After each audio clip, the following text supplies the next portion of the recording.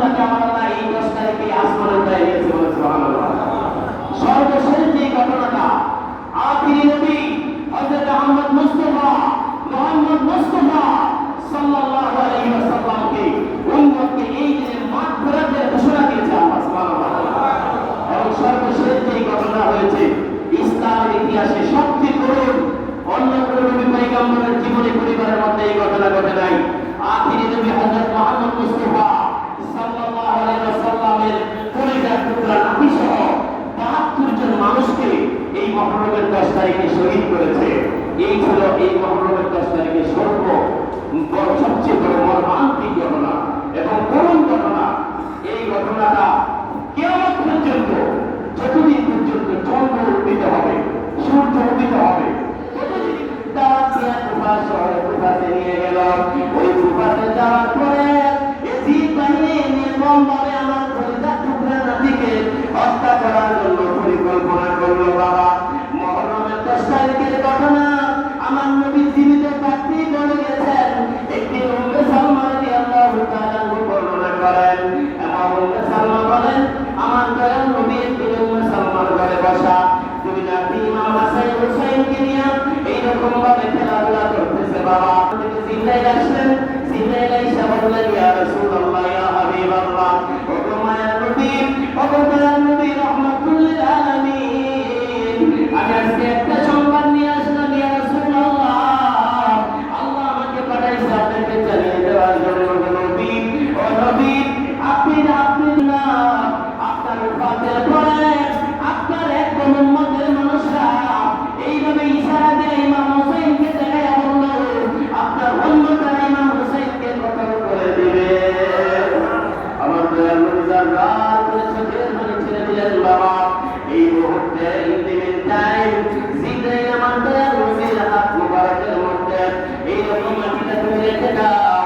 যেদিন দেখবা এই শিশির মধ্যে ওই মাটিটা রক্তে লাল হয়েছে, সেদিন বুঝবো আমার ইমাম কারবালার ময়দানে শহীদ হয়ে গেছে।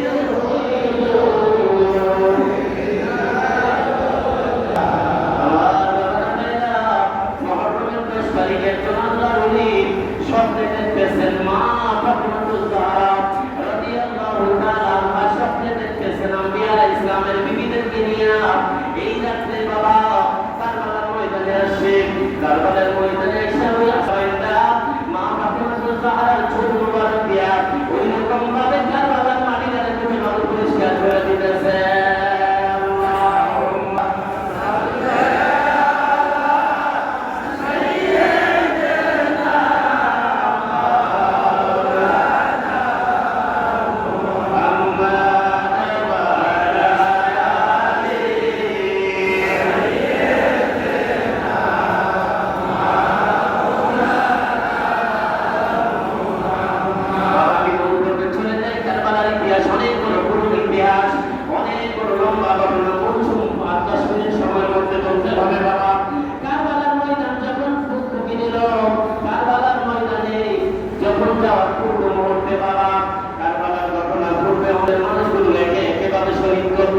সর্বশেষ টার্গেট হলো ইমাম হুসাইন রাদিয়াল্লাহু তাআলা আনহুকে।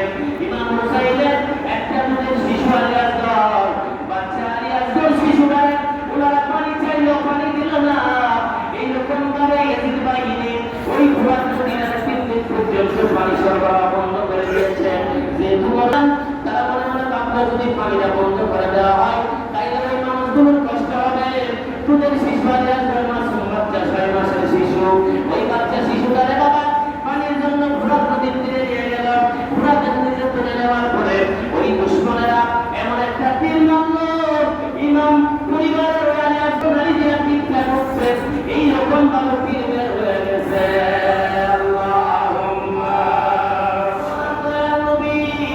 যখন সেজদায় পড়ে যেতেন ইমাম হুসাইন নবীর পীরের মধ্যে বসে থাকতে বাবা।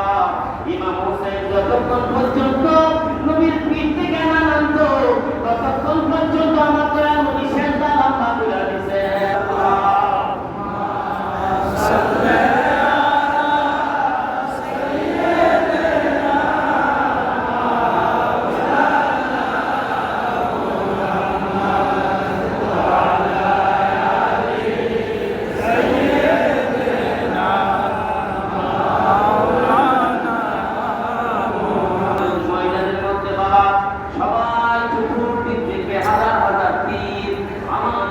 সাথে সাথে ওই সিনার আমার ইমাম হুসাইনের চেহারা মোবারকের মধ্যে এরকম ভাবে আঘাত করা শুরু করলো।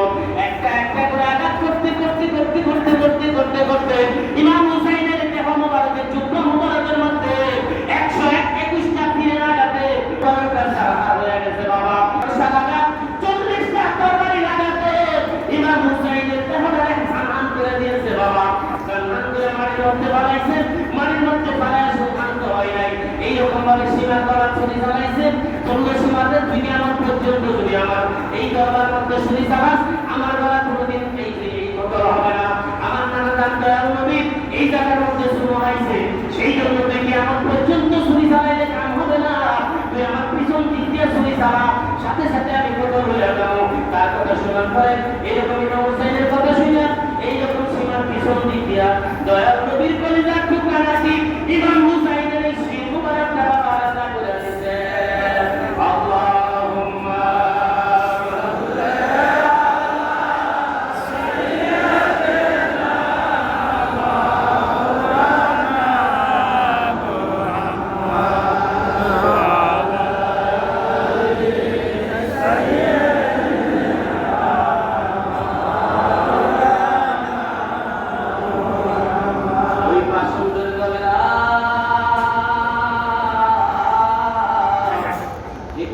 এখানে যদি ছোট্ট একটা মাসুম বাচ্চা থাকে, ওই একটা বাচ্চা দেখা যায় 6 মাসের বাচ্চা শিশুটারে যদি আপনারা আমার চোখের সামনে এইরকম ভাবে তীর দিয়ে মেরে ফেলে আপনারা সহ্য হবে কিনা? নবীর পরিবারের ইমাম হুসাইনকে কতল করলো, শুধু তাই নয় বাবা কতল করে নবীজি হুসাইন রাদিয়াল্লাহু তাআলা বলতেছেন আমি গায়েবীভাবে 3 দিন পর্যন্ত নবীর রওজা থেকে আওয়াজ পাইলাম, ওই কাছে একামত হইতেছে হইতেছে বলেন সুবহানাল্লাহ।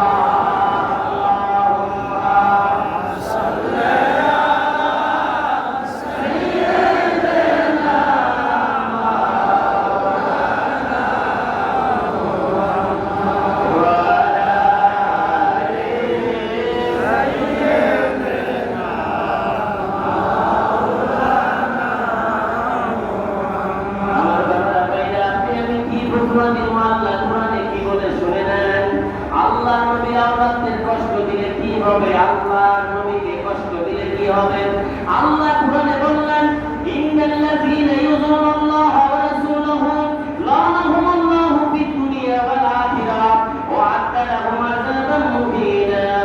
আল্লাহুম্মা সাল্লি আলা সাইয়্যিদিনা মাওলানা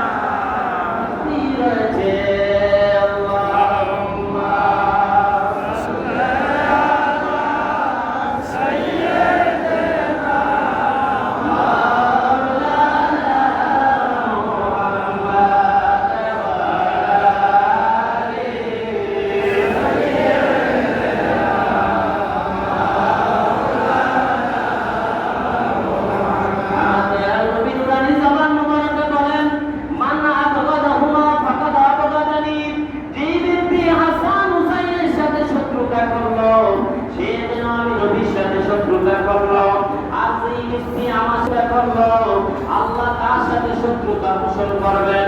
শুধু তাই নয়, আল্লাহর সাথে যে শত্রু বিদ্বেষ পোষণ, আল্লাহ তার বিরুদ্ধে বিদ্বেষ ঘোষণা করবেন, তাকে আল্লাহ বলে দেয়া যাইবে।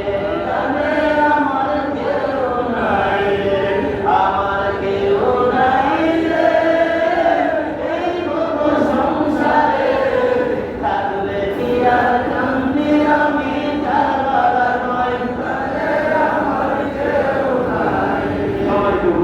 আজকের দিনটা অত্যন্ত মর্মান্তিক দিন, সুহাদায়ে কারবালার দিন। আল্লাহর ওই মহান কুতুব, যে ৪,৫০০ কুতুবদের সর্দার এখানে শহীদ, এখান থেকে সারা বিশ্ব কন্ট্রোল করে, ওনার কদমে যে আজকে আমরা আসতে পেরেছি, সেজন্য আল্লাহ তাআলা আজকে জুমা নামাজকে কবুল করে সবাই বলেন আমিন। জীবনের কবিরা সগীরা জানা অজানা যত গুনাহ করেছি, সমস্ত গুনাহ যেন ইমাম হুসাইন রাদিয়াল্লাহু তাআলা আনহু সহ কারবালার ময়দানে যারা শহীদ হয়েছে, সকল আল্লাহ আমাদের সকলকে মাফ করে দেন, সবাই বলেন আমিন। আসসালামু আলাইকুম ওয়া রাহমাতুল্লাহি ওয়া বারাকাতুহু। সম্মানিত মুসলিম একরাম, আলহামদুলিল্লাহ নাহমাদুহু ওয়া নাস্তাঈনুহু ওয়া নাস্তাগফিরুহু ওয়া নাউযু বিল্লাহি মিন শুরুরি আনফুসিনা মান ইয়াহদিহিল্লাহু ফালা মুদিল্লা লাহু ওয়া মান ইউদ্লিলহু ফালা হাদিয়া লাহু ওয়া নাশহাদু আন লা ইলাহা ইল্লাল্লাহু ওয়া আন্না মুহাম্মাদান আবদুহু ওয়া রাসূলুহু সাল্লাল্লাহু আলাইহি ওয়া সাল্লাম أرسله بالحق نذيرا بين يدي الساعة من يطع الله ورسوله فقد رشد ومن يعصهما فقد غوى أما بعد فيا أيها المسلمون أصابكم الله فأنتم مع الرسول الصادقون وبين لكم اليوم بتوحيد الله تعالى عقيدة أهل السنة والجماعة على الله القيوم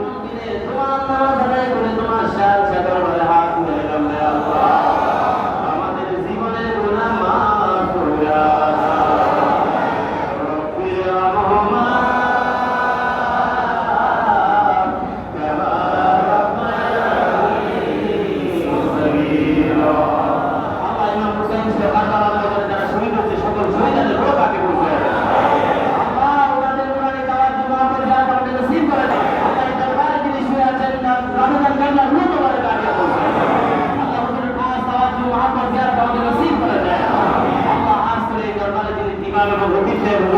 আল্লাহ হাফেজ মাওলানা আমিনুল ইসলাম অসুস্থ অবস্থায় হাসপাতালে ভর্তি আছে। আল্লাহ আমাদেরকে সুস্থতা দান করে দেন।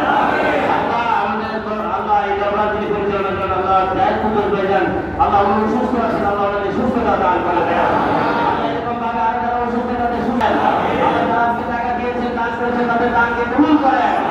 সুবহান রাব্বিকা রাব্বিল ইজ্জাতি আম্মা ইয়াসিফুন ওয়া সালামুন আলাল মুরসালিন ওয়ালহামদুলিল্লাহি রাব্বিল আলামিন ওয়া সাল্লাল্লাহু তাআলা আলা খায়রি খালকিহি নূর আরশি সাইয়্যিদিনা মুহাম্মাদ ওয়া আলা আলিহি ওয়া সাহবিহি আজমাইন বিআন্না লা ইলাহা ইল্লাল্লাহ মুহাম্মাদুর রাসূলুল্লাহ।